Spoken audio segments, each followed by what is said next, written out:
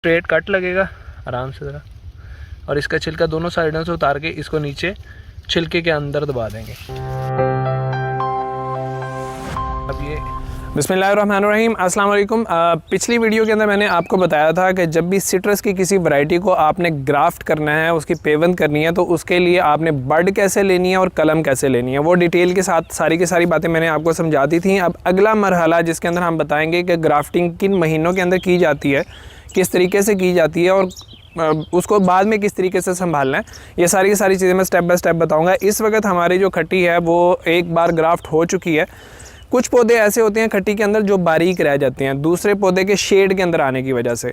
अब हम जब एक बार में खट्टी को पेवंद कर देते हैं तो क्योंकि ज़रूरी नहीं है कि जितनी पेवंद आपने की है, जितनी ग्राफ्टिंग आपने की है, वो सारी की सारी कामयाब हो सकता है उसमें से 50% कामयाब हो, 80% कामयाब हो, 90% कामयाब हो, इससे ज़्यादा 100% तो कामयाब हो भी नहीं सकती। तो सेकंड स्टेप के अंदर हम क्या करते हैं कि जब बड एक दफ़ा फूटना शुरू कर देती है तो ऊपर से जो खट्टी होती है उसको काट दिया जाता है ताकि पौधे की सारी ताकत उसकी कलम को मिले जो ग्राफ्टिंग हमने की है। और साथ ही दूसरा स्टेप शुरू कर दिया जाता है कि वो पौधे जिनके ऊपर ग्राफ्टिंग नाकाम हो चुकी है उनको रीग्राफ्ट कर दिया जाए, और जो पौधे पहली ग्राफ्टिंग के वक्त मेच्योर नहीं थे, उसका छिलका अपनी जगह पे ठीक तरह से नहीं था या किसी भी प्रॉब्लम की वजह से, कमज़ोरी की वजह से हमने उसको छोड़ा था, उसको टाइम मिल गया और उसने अपनी ग्रोथ कर ली, अब वो इस काबिल है कि ग्राफ्ट किया जा सके, तो अब उसको भी ग्राफ्ट कर दिया जाता है। तो अब तीनों चीज़ें मैं आपको दिखाता हूँ कि काटना कैसे है, किस तरीके से हमने इसको काटा और ये फूट कैसे रहा है, बाद में इसकी सफाई किस तरीके से करवानी है, इसको पेवंद किस तरीके से किया गया। तो वीडियो बहुत इंटरेस्टिंग होने वाली है, इसको एंड तक ज़रूर देखिएगा। इस 2 कनाल के प्लॉट के अंदर हमारे पास इस वक्त 4 वैरायटीज़ मौजूद हैं, जिनमें मिठा, सलस्ताना, वाशिंगटन नेवल, जिसके बारे में मैंने बताया था कि ये वो वैरायटी है जो जुलाई और अगस्त के अंदर फ्रूट दे देती है और बहुत ही ज़बरदस्त इसका फ्रूट होता है। पिछले साल ऑनलाइन हमने आप लोगों को दिया भी था। उसके अलावा रेड ब्लड, जिसको काला ब्लड भी कह दिया जाता है, ये 4 वैरायटी इस 2 कनाल के अंदर हमने ग्राफ्ट की हुई है। डिफरेंट अच्छा, जो सबसे बेहतर रिस्पांस आता है ग्राफ्टिंग के कामयाब होने का वो मिठे का है। तो अभी मैं आपको दिखाता हूँ कि कैसी चल रही है। दोनों स्टेप्स आप लोगों ने देख लिए थे कि कलम हमने कैसे ली और बड उसके अंदर से कैसे निकाली।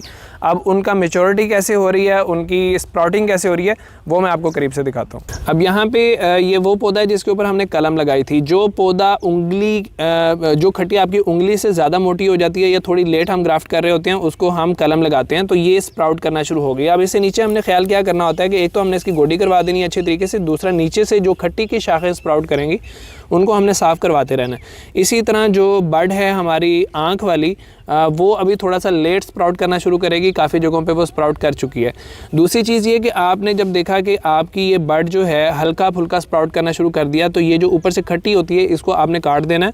काटते हुए ख़्याल करना है कि ये तिरछा कटे ताकि बारिश का पानी यहाँ पे खड़ा ना हो और यहाँ पे फंगस किसी किस्म की ना लगे। अब हम आगे चलते हैं और दिखाते हैं आपको कि किसी भी प्लांट को, ख़ास तौर पर सिट्रस का जो प्लांट है उसको आप ग्राफ्ट कैसे करेंगे, पेवंद कैसे करेंगे, उसकी बड कैसे लगाई जाएगी और उसकी कलम किस तरीके से लगाई जाएगी। कलम को तराशने के अंदर और बड को तराशने के अंदर थोड़ा सा फ़र्क आ जाता है, उसको आपने ध्यान के अंदर रखना है। उसके अलावा जो ग्राफ्टिंग के लिए बेहतरीन टाइम होता है वो या तो मार्च का महीना है या फिर जुलाई का महीना है। इन 2 महीनों के अंदर जो भी चीज़ ग्राफ्ट की जाएगी उसके स्प्राउट करने के चांसेस बहुत ज़्यादा है, नाकामी के चांसेस काफ़ी ज़्यादा कम हो जाते हैं। तो अब इसको डिटेल से देख लें, करीब से देखेंगे, इंशाल्लाह आपको चीज़ें ज़्यादा समझ आएंगी। ये हम यहाँ पर इस वक्त मिठा ग्राफ्ट कर रहे हैं और ये कुछ ग्राफ्टिंग हमारी पहले से कंप्लीट हुई भी हैं, जैसे ये है। अब मैं दिखाता हूँ कि ग्राफ्टिंग करनी कैसे है। ये एक पानी के अंदर हमने इसकी कलमें बना के रखी हुई हैं। अब इसको तराशेंगे थोड़ा सा। ये इसका बिल्कुल छिलके के करीब से उसकी हड्डी कटी हुई हो और छिलका सामने से नज़र आना शुरू हो जाओ। अब एक स्ट्रेट कट लगेगा आराम से ज़रा, और इसका छिलका दोनों साइडों से उतार के इसको नीचे छिलके के अंदर दबा देंगे। अब ये इसको रैप कर देंगे 2 जगह से। पहले नीचे से शॉपर जो इसको पकड़ के रखेगा, टहनी से अलग नहीं होने देगा, और फिर ऊपर से भी इसको एक शॉपर से कवर कर दिया जाता है। अब ये दूसरा भी आपको दिखाते हैं। ये आँख, ये 2 तरीके होते हैं ग्राफ्टिंग के। पहले हमने वो कलम लगाई है, अब हम ये आँख लगा रहे हैं। ठीक है जी, ये आँख हमने ले ली है।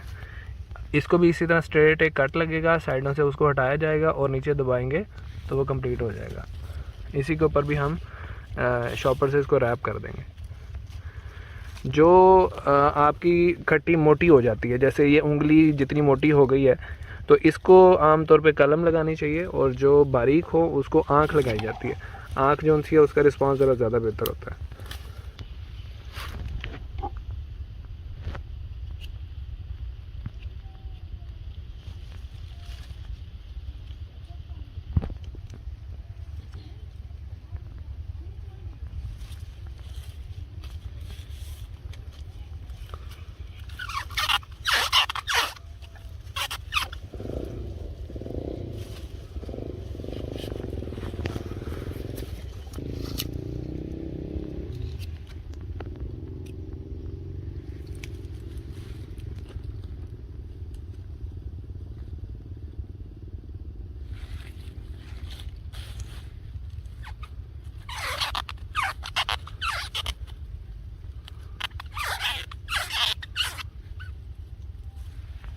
तो ये तो थी वो सारी की सारी डिटेल्स जिनके अंदर मैंने आपको बताया कि ग्राफ्टिंग किस तरह से होगी, कटिंग किस तरह से होगी, और बाद में आपने किन किन चीज़ों का ख्याल करना है, किस मंथ के अंदर आप इसको ग्राफ्ट करें। उम्मीद है आपको वीडियो पसंद आई होगी। अगर पसंद आई हो तो लाइक और शेयर ज़रूर कीजिएगा।